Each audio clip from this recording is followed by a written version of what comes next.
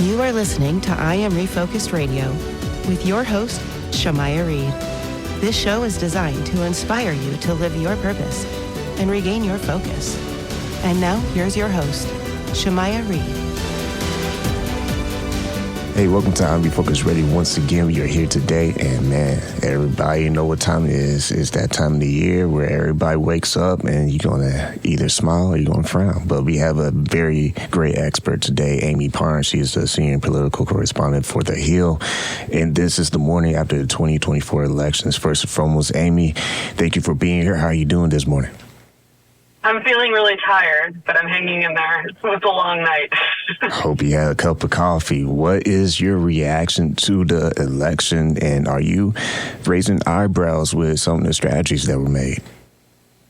I think that there is an overwhelming feeling of, I think people are stunned by what happened. I think the Democrats in particular, felt like it was going to be a close race. It wasn't that close. And they also felt like they would win.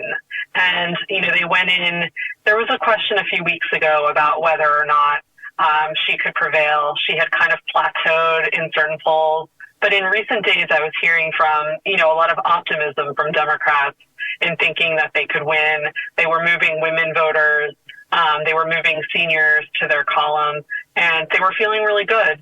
And so I think a lot of them are kind of reeling from the results of last night and figuring out where to go from here. When you look at both camps, their campaign strategy, Republicans and Democrats, what do you think kind of made the voters go one way when it comes to how they use their campaign to hit on big topics like the economy? Yeah, I think the economy was obviously the biggest issue, and that's not a surprise. For months and months, we knew that the economy and the way people were feeling about it would be the number one issue. I kept hearing when I talked to voters about how prices were still high, how, they didn't like Trump, but they remembered that the economy was better under him, and he had a better handle over it. This was all before COVID, but they still felt like he had handled it in a better way than President Biden. And President Biden, of course, has approval ratings right now that are underwater. They're at 40%. So it would be difficult for, I think Kamala Harris ran a really good campaign. Democrats feel there isn't any real second guessing about what she could have done. They felt like she ran the best campaign she could run after days, but she faced a lot of headwinds like the economy.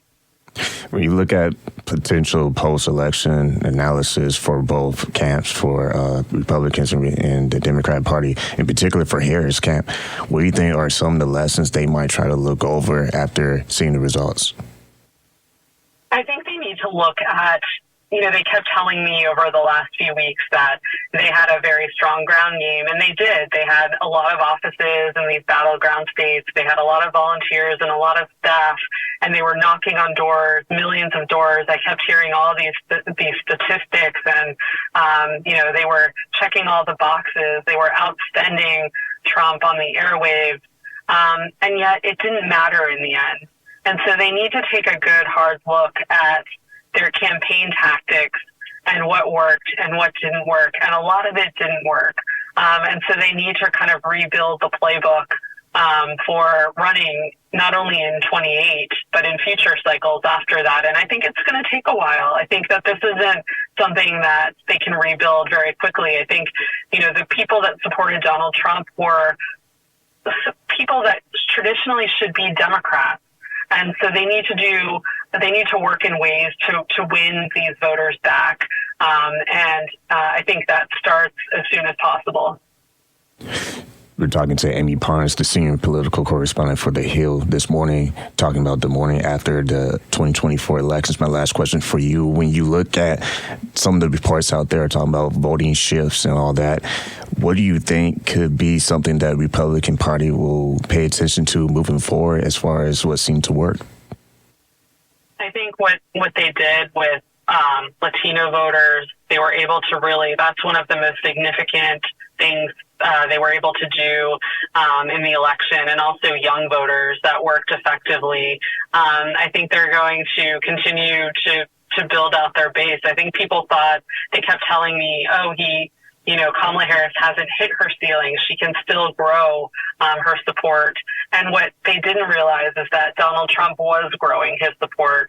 And so I think they'll continue to figure out ways to do that, and non-traditional ways. And Democrats need to figure out the same thing, and figure out they can't just outspend their opponent, and they can't just say they knocked on more doors.